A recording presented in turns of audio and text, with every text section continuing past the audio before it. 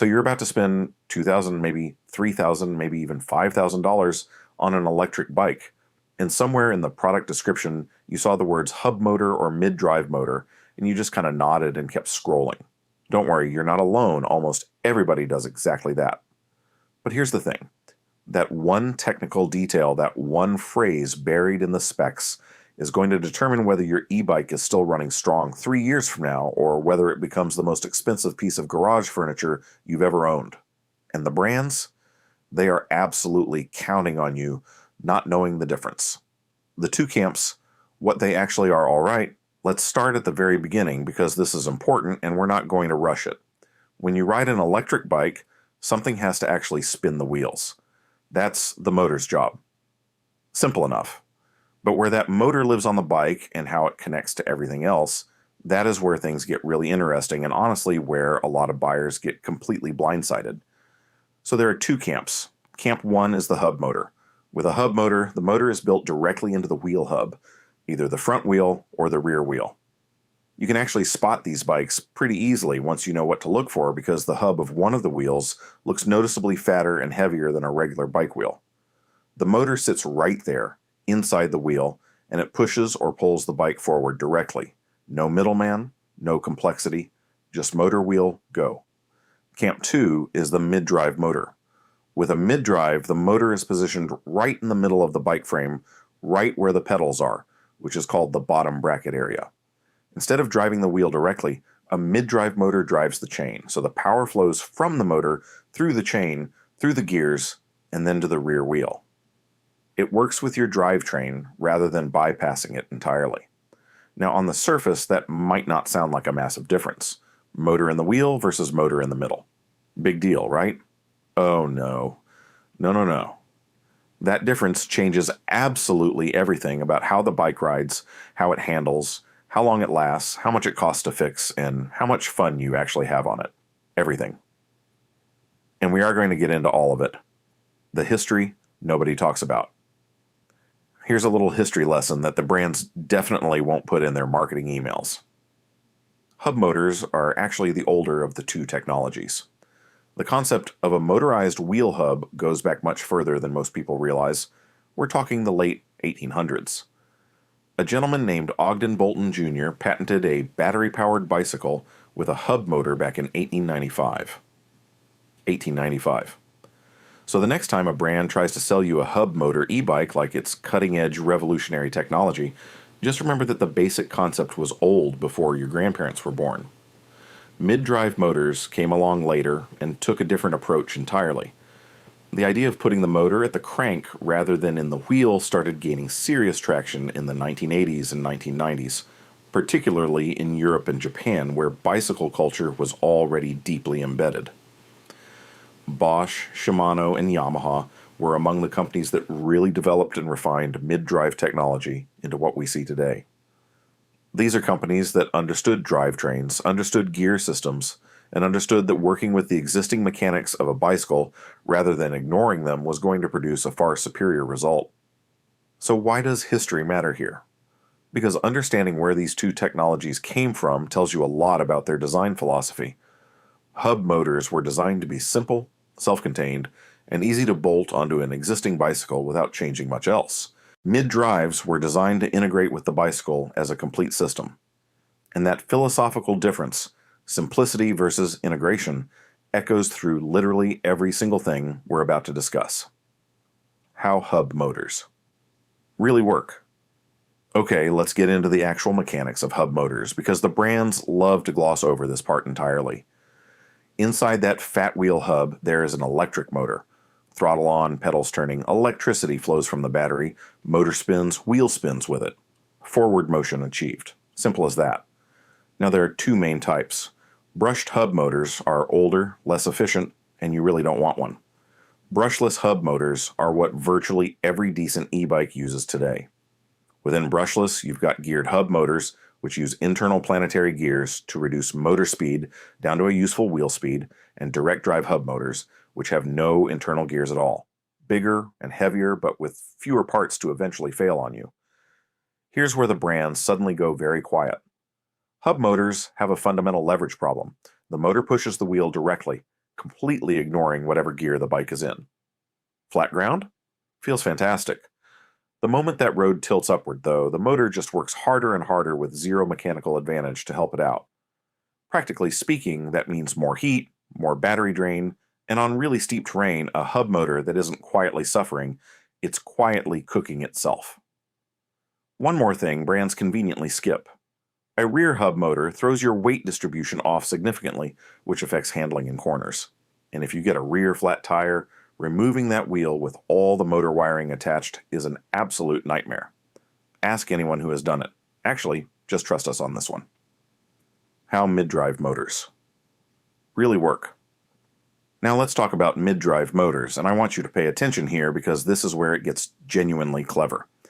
The mid-drive motor sits at the bottom bracket of the bike frame, right where your pedals attach.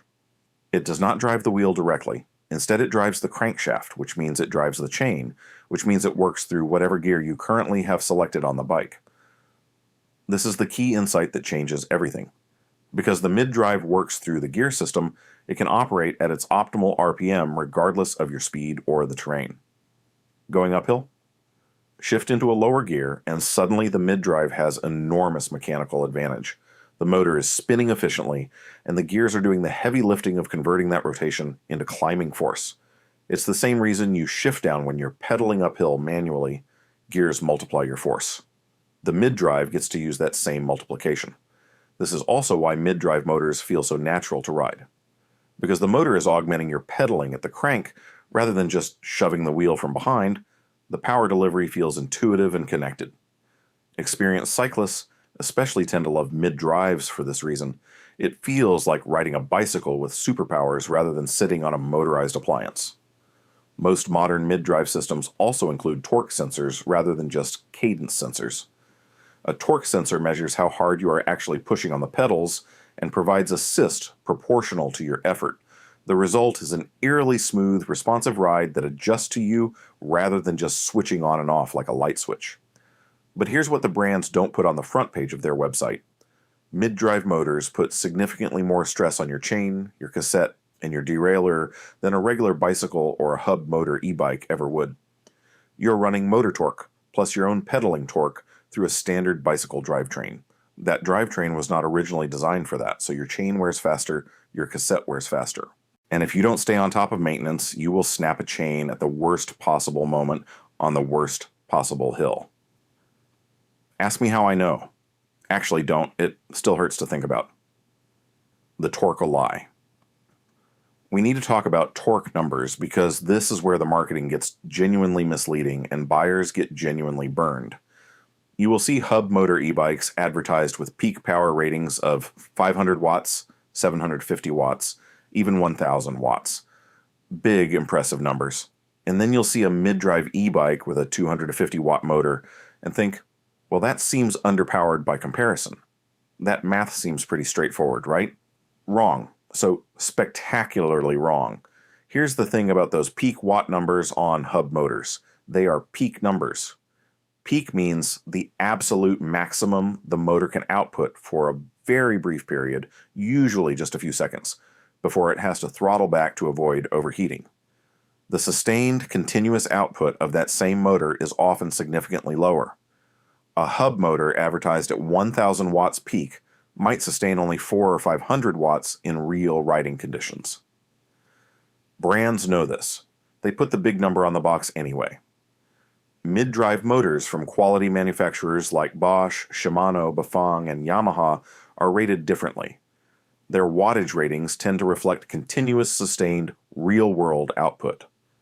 A Bosch Performance Line motor rated at 250 watts continuous will keep delivering that power reliably, mile after mile. And because it's working through your gear system, that 250 watts of continuous mid-drive power can feel significantly more potent than 500 watts of hub motor power in the situations where it matters, like climbing. The metric you should actually be looking at is Newton meters of torque. Torque is the rotational force that actually moves you forward and gets you up hills. A good mid-drive system will produce 60, 70, even 80 or 90 Newton meters of torque. Many hub motors produce significantly less usable torque even at higher wattage ratings. When you see a brand leading with watt numbers and burying the torque figure in the fine print, that is a red flag, a significant one. The hill test, where everything is exposed. If you want to know the truth about any e-bike motor, forget the flat road test. Flat road tests tell you almost nothing. Find a hill, a proper hill, not a gentle slope, a real grade, the kind that makes your legs hurt on a regular bicycle. That hill will expose everything.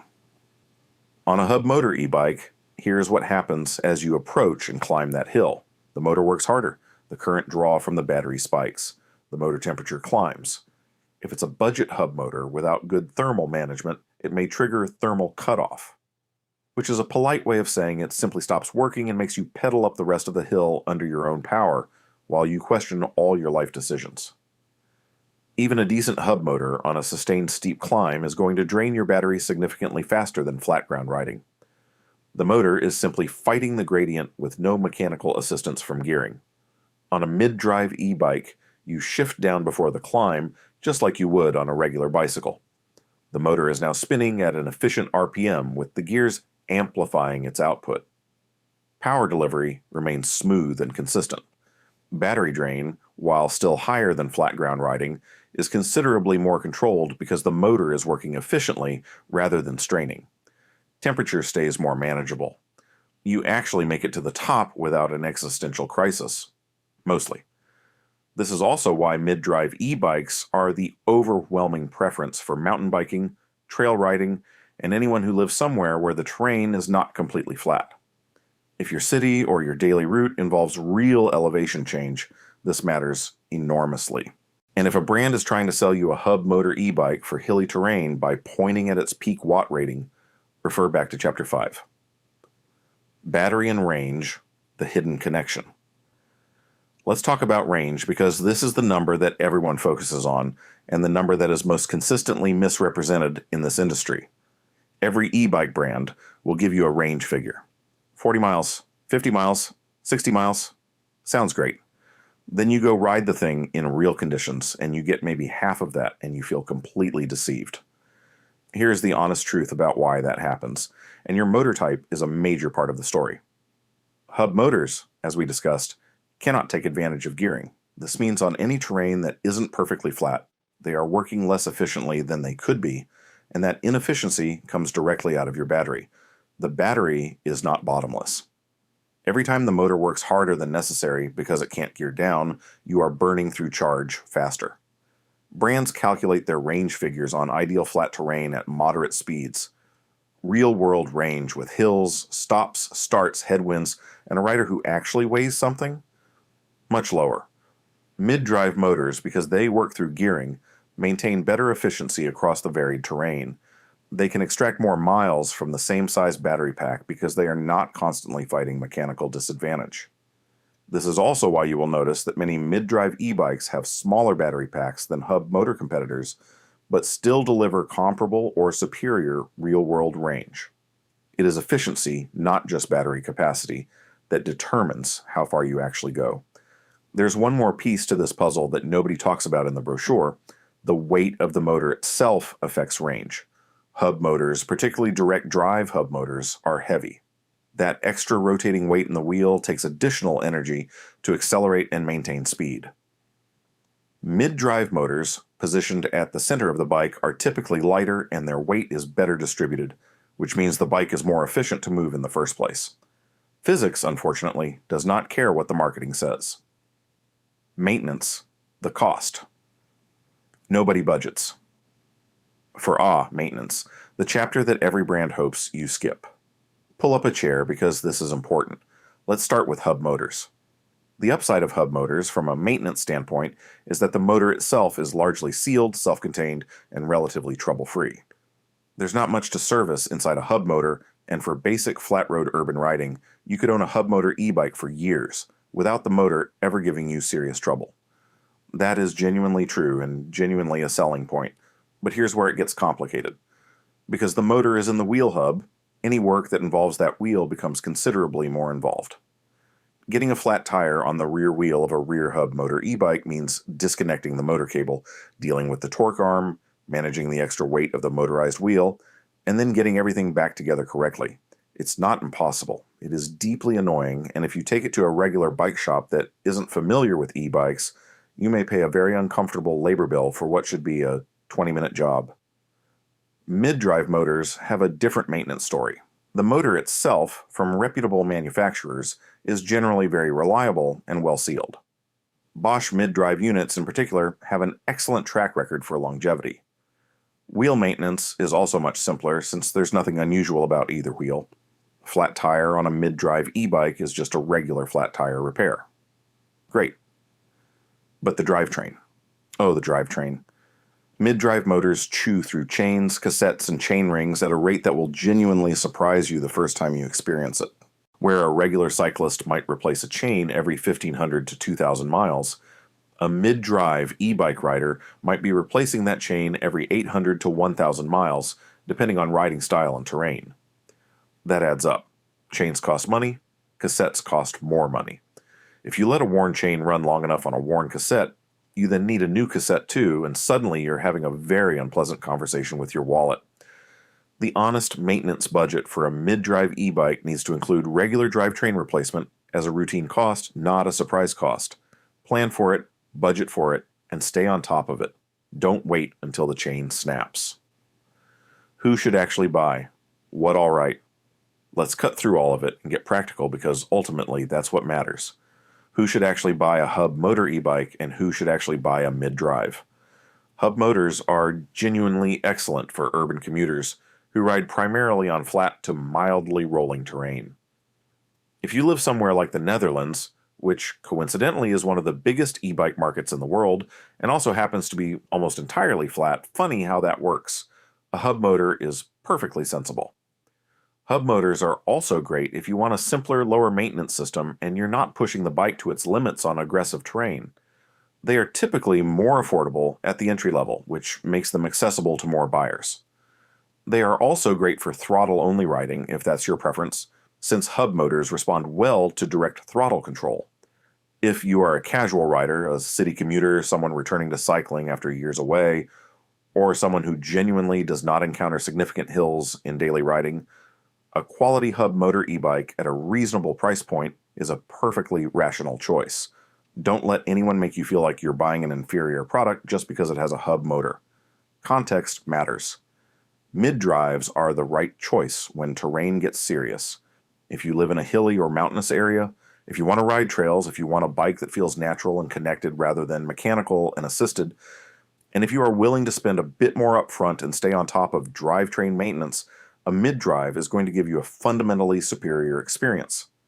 Mid-drives are also the better choice for heavier riders who will be putting more load on the motor, for longer distance riders who need genuine efficiency, and for experienced cyclists who want the motor to enhance their riding rather than replace it entirely. If you care about the ride feel, if you care about how the bike handles in corners and on descents, if you care about long-term reliability on varied terrain, mid-drive is your answer. One genuine piece of advice that costs nothing. Before you buy anything, go ride both. Not a test ride around a parking lot, a real ride. Find a hill. See what happens. Your body will tell you the answer before your brain has finished reading the spec sheet. The brands and what they're not saying. Now let's talk about the part that the brands really, truly, deeply do not want to discuss. Their own motivations. Here's the truth about the e-bike industry that shapes everything you see in the market. Hub motors are significantly cheaper to manufacture than mid-drive systems. A basic rear hub motor can be produced for a fraction of the cost of a Bosch or Shimano mid-drive unit. For brands competing at the lower end of the market, hub motors allow them to produce a bike that looks impressive on a spec sheet. Big watt number, big battery, aggressive styling, while keeping their manufacturing costs low and their profit margins healthy. That is not a conspiracy. That is just business. The consequence for you as a buyer is that the e-bike market at the lower price points is absolutely saturated with hub motorbikes marketed with peak watt figures that sound extraordinary, range claims that assume perfect conditions, and torque numbers that are quietly absent from the marketing materials. The brands know that most buyers are going to respond to big numbers. 1,500 watts sounds incredible. It is incredible briefly before the thermal management kicks in. Meanwhile, brands that build around quality mid-drive systems, your Bosch-powered bikes, your Shimano Steps builds, your quality Bafang mid-drive builds, tend to be more transparent about their specifications because their specifications actually hold up under scrutiny. They lead with torque numbers. They talk about sustained power. They explain the system. That transparency is not accidental, it's confidence. There is also a reason that premium European e-bike brands have almost universally adopted mid-drive systems as their platform of choice. Brands like Specialized, Trek, Giant Cube, and others did not land on mid-drive motors by accident. They tested extensively, they listened to riders, and they followed the engineering. The engineering pointed at mid-drive for anything beyond basic urban riding. Does that mean every hub motor brand is dishonest? No. There are quality hub motorbikes built with integrity and sold with honest specifications. But it does mean you need to ask harder questions than the marketing wants you to ask. What is the continuous power rating, not the peak? What is the torque in Newton meters? What does the real-world range look like on a route with elevation?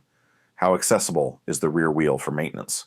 If the brand struggles to answer those questions clearly, that is your answer. So here's where we land after everything we've just covered. The mid-drive versus hub motor debate is not really about which technology is better in some absolute universal sense. It is about matching the right technology to the right rider in the right conditions.